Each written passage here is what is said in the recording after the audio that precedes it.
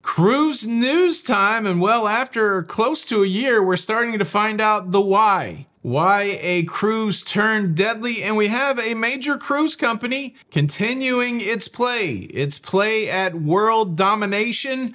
Another cruise port is in its sights. Yeah, here we go. Cruise news and my views. Let's talk about it.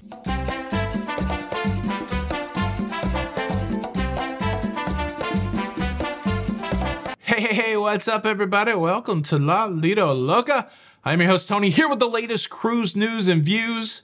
It's for your face. For your face on a Monday, the 28th of October, 2024. And yeah, we have some more insight into a cruise turned deadly. We're talking about the cruise that was on Saga Cruises' Spirit of Discovery that happened in November of last year, November 2023. This incident occurred as the ship was sailing through the Bay of Biscay, and it got caught in a violent storm. The ship was rocked by force 11 winds, which that translates to what is considered a violent storm with winds up to 74 miles per hour. Now, the wind rocked that ship so hard that an emergency system kicked in, and it was an emergency system tied to the propulsion system. And well, the emergency system made the ship stop moving. The ship halted, the propulsion stopped. And that's not what you want in the middle of the storm. It caused for a very violent environment on that cruise ship as the ship listed and was rocked from side to side without propulsion. The crew eventually got the propulsion system restarted and they were able to make their way out of that storm.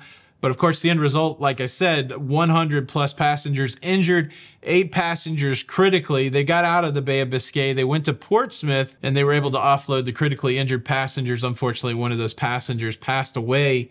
But, you know, at least we know the why. But you got to think that knowing the why is little solace to the people that lost a loved one. You know, I think it's worth noting because sometimes we hear these one-off stories and it, you know, colors the way we think about a thing. Millions of people cruise every year without any incident of weather or any kind of, you know, injury, tumult, anything like that. But there are these instances, just like in every aspect of life, where tragedy strikes. It is good that they're getting to the reason why, because hopefully out of the reason why, they can have lessons learned so that maybe the next, you know, event like this, the sudden storm, won't catch them so much off guard. Cruise news story number 2, just a quick birthday shout out to a cruise ship that's turning 10 years old. Should we call it a birthday or should we call it an anniversary? I've seen it referred to both in some of these articles. It's the 10th anniversary of the first sailing, but these things are created. Cruise ships are created from out of nothingness, out of the brain of a, you know, designer, and then it becomes a thing.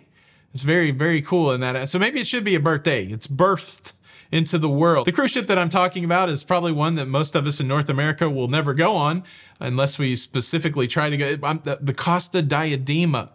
Now, of course, Costa is one of the Carnival cruise brands, so this next fact shouldn't be a big surprise to anyone. The design of the Costa Diadema is the same design as the Carnival Dream. So if you've been on the Carnival Dream, you've almost been on the Costa Diadema. It's just got a different paint job and it's in a different place and it's probably decorated the same way. And okay, maybe you haven't even been close to being on the Costa Diadema. The Carnival Dream, the Costa Diadema, these are cruise ships that hold around 3,700 passengers. What are we calling 3,700 right now? Is this mid to large? It's certainly not small. I don't think it's mega, but yeah. Happy birthday, Costa Diadema. Cruise news stories number 3 and 4, a couple Carnival cruise news stories, examples of how you can't please everybody. You can please some of the bodies, but you can't please the everybody. Cruise news story number 3, Carnival Cruise Line has released its holiday schedule, its Christmas holiday schedule. This is a big question for people that cruise in November and December. When will the cruise ship be decorated for Christmas? When will there be a Christmas tree? And, you know, when will the halls be decked, I guess, is a major question. It is fun. I've been on a cruise in December. I'll be on the Sun Princess on December the 7th. A lot of people are asking that. All you December 7th Sun Princess cruisers, I'll see you there. And we'll get a picture over there by the Yule log. I don't know if they'll have a Yule log, but by the Christmas tree. Which is exciting. And look, yeah, great. I love the fact that Carnival's putting out information, news that you can use. Here's the schedule. You can pause it if you want. You can see if your cruise ship is on it. And so you would think it's great that more information is being put out into the world. And well, there's people that are upset. upset. Probably not upset that the information got put out, but they didn't necessarily like the information. One notable dissenter in response to the posting of the Christmas schedule had this to say: "I'm very disappointed. I booked a cruise on the Elation November the 30th because I wanted to enjoy a Christmassy cruise. I was on it 2 years ago and it was beautiful. They decorated it after Thanksgiving. I'm so upset over this. I would cancel if I could. So disappointed." What do you think? Would you cancel your cruise if you didn't have the Christmas decorations? Maybe if you were like hoping for the Christmas, if the whole reason you booked that cruise is for the Christmas decorations, I guess I could see that. They need a clause in the contract saying cancellation for St. Nicholas. They need the St. Nicholas clause, the Santa Claus. You know what they should make a movie where somebody finds a card and they read it and then they become Santa Claus. Should they? I don't know. My kid Greg loved those movies. What do you think about this? Is it good to know the Christmas schedule? Do you pick a cruise because of Christmas decorations? Is this person upset for no reason? Leave a comment below. Cruise news story number 4, also a Carnival cruise news story, and also a story about somebody who can't just leave well enough alone. This is a person that sent a message to Carnival brand ambassador John Heald talking about smoking on cruise ships.